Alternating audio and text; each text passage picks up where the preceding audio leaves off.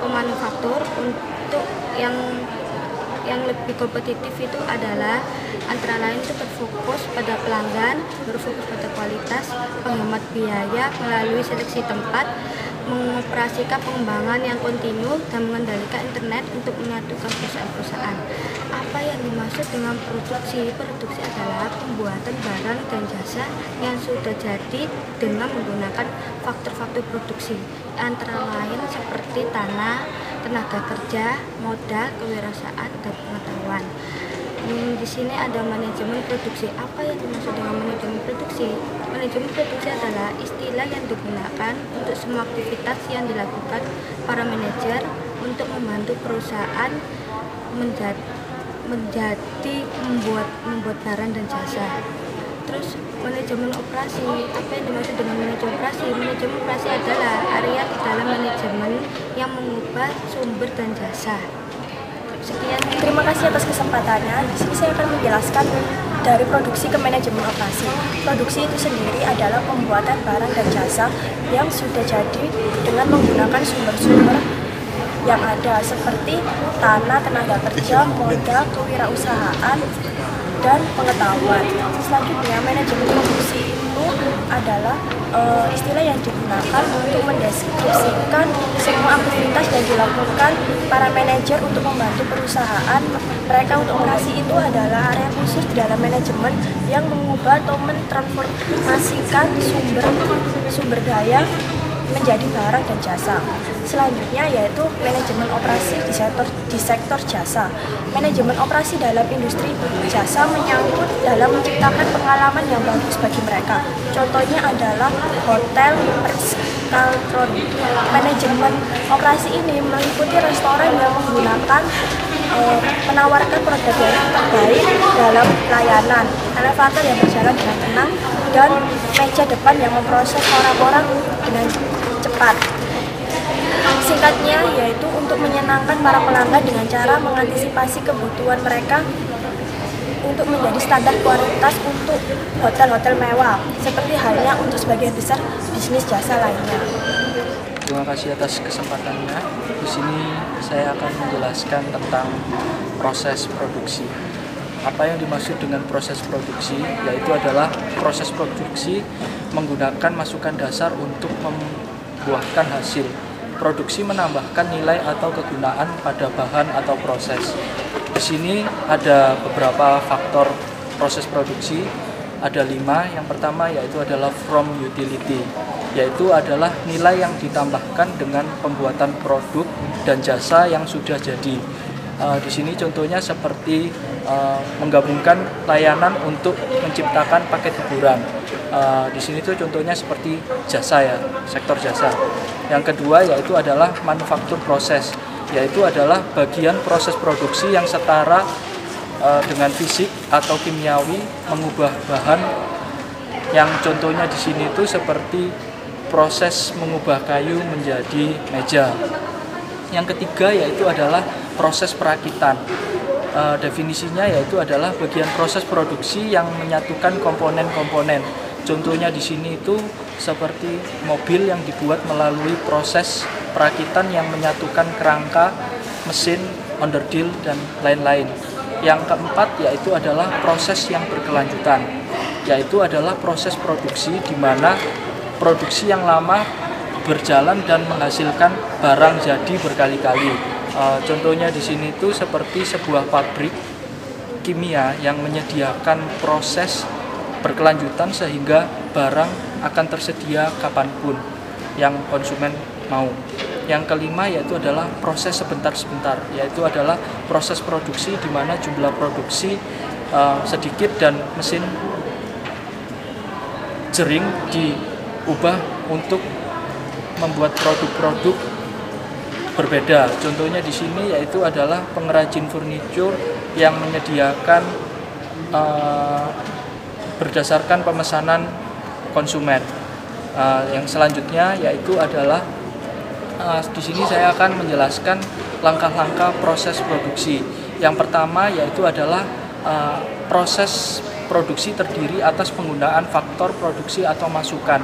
Ini meliputi seperti tanah, tenaga kerja, modal, kewirausahaan, dan pengetahuan yang nantinya akan melalui langkah yang kedua, yaitu adalah kontrol produksi.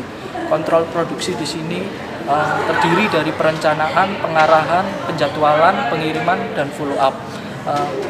Kontrol produksi ini merupakan cara untuk mencapai objektif atau hasil, dan yang ketiga, yang terakhir, yaitu adalah hasil. Terdiri dari barang, jasa, dan ide. Hasil ini diciptakan dapat berupa seperti barang jadi, seperti hasil yang telah kita ciptakan.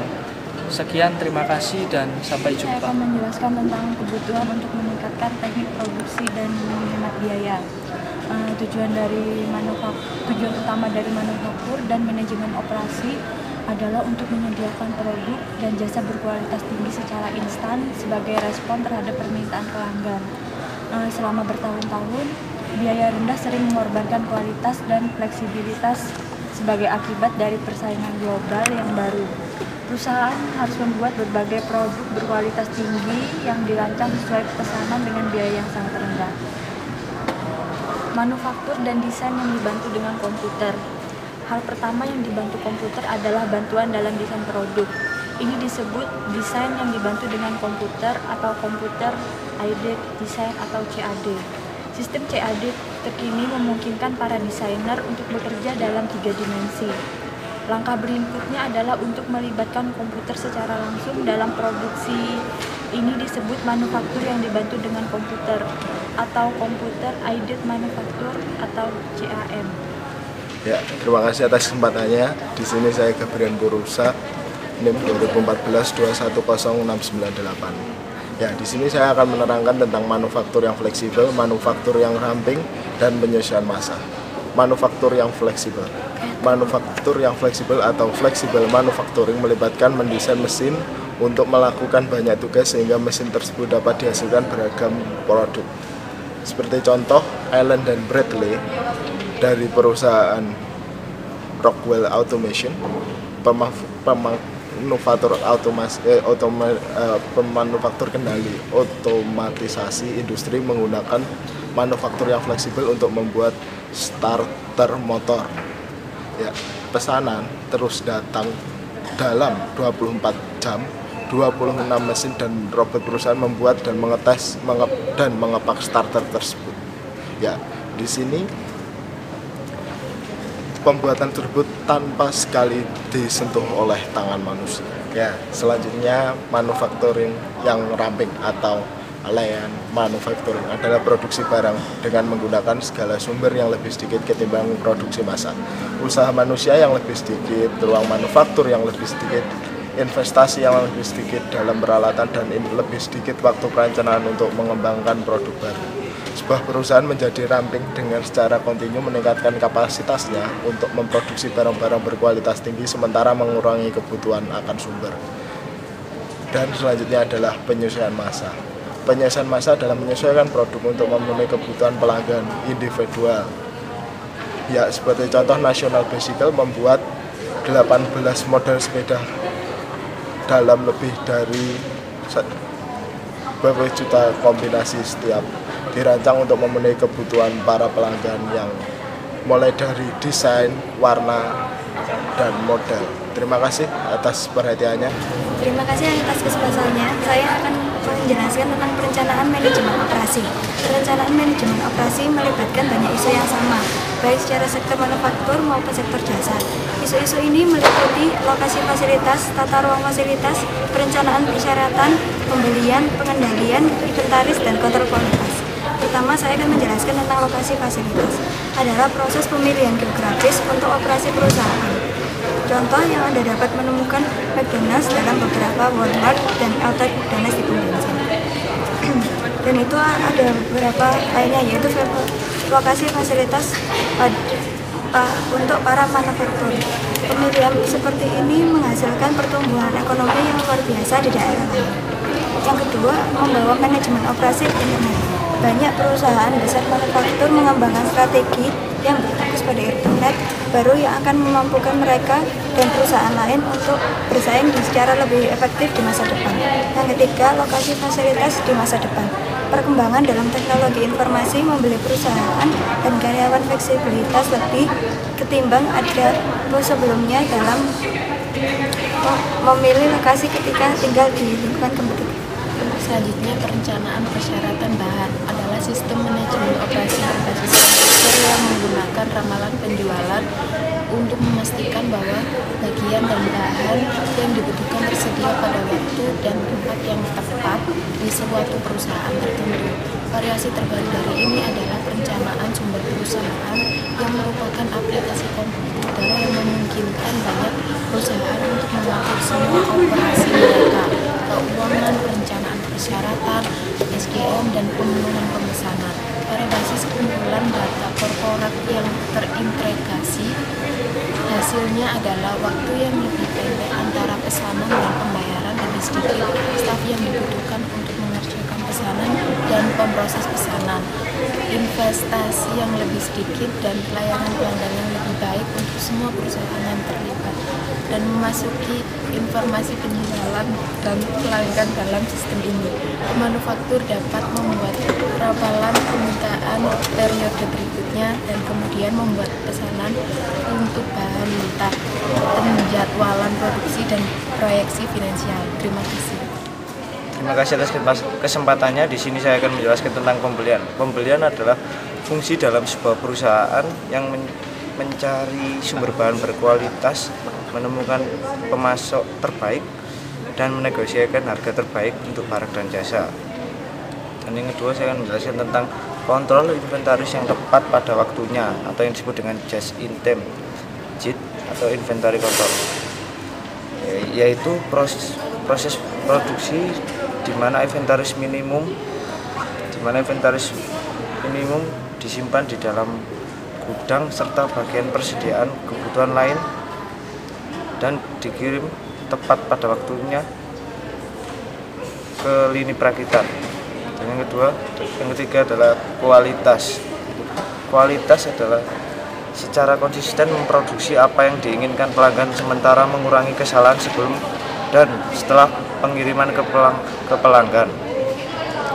Dan kualitas Sigma 6 pengertiannya adalah ukuran kualitas yang memperkenankan hanya 3,4 kerusakan per juta kesempatan. Terima kasih, sekian dari saya. Terima kasih atas kesempatannya. Di sini saya akan menjelaskan mengenai kontrol kualitas statis, yaitu merupakan proses yang digunakan oleh beberapa manajer untuk secara kontinu memonitor seluruh proses produksi guna untuk memastikan kualitas dicampurkan ke dalam produk tersebut sejak awal. Kemudian yang kedua yaitu mengenai kontrol proses statis, yaitu merupakan proses pengambilan sampel dari komponen-komponen produk pada setiap proses produksi dan hasilnya dituliskan dan hasilnya dituliskan pada sebuah grafik. Di sini perbedaan apapun dari standar kualitas dapat diketahui apabila terdapat perbedaan. Kemudian apabila di sini dapat dibetulkan apabila berada di luar standar yang sudah ditentukan. Kemudian selanjutnya saya akan menerangkan mengenai ICO, di mana ICO sendiri merupakan federasi standar nasional tingkat dunia. Kemudian ICO ada ICO 9000, yaitu ICO 9000 merupakan nama yang diberikan kepada manajemen yang memiliki standar dan kualitas yang terjamin. Standar yang terjamin di sini mengharuskan perusahaan untuk menentukan kebutuhan pelanggan, termasuk pengaturan serta persyaratan hukum. Kemudian yang selanjutnya yaitu ICO 14000. Di sini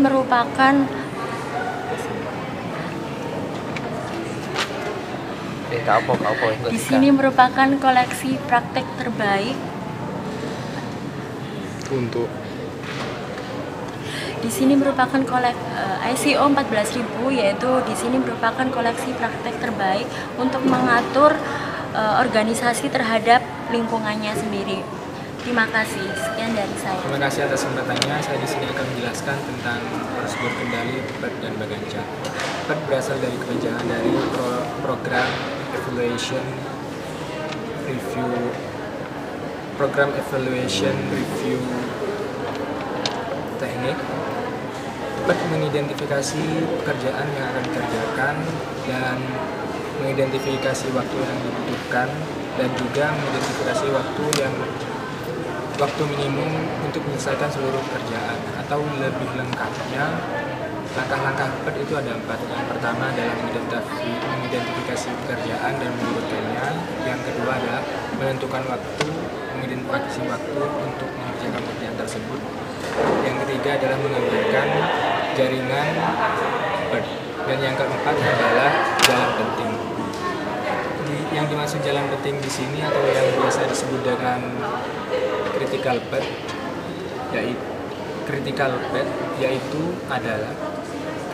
adalah suatu pekerjaan yang membutuhkan waktu paling lama untuk dikerjakan. Yang kedua, saya akan menjelaskan tentang Gantt chart. Gantt chart atau biasa disebut Gantt chart.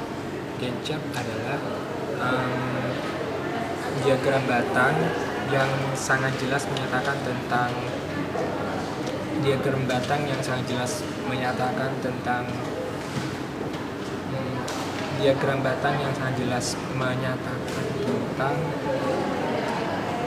tentang pekerjaan yang sedang dikerjakan dan juga pekerjaan yang telah diselesaikan.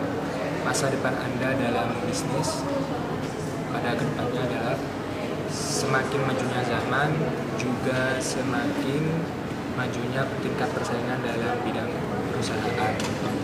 Dan juga pasti nanti tren kerjaan akan berubah, yang mungkin akan membutuhkan kemampuan di bidang manajemen operasi dan lainnya. Terima kasih.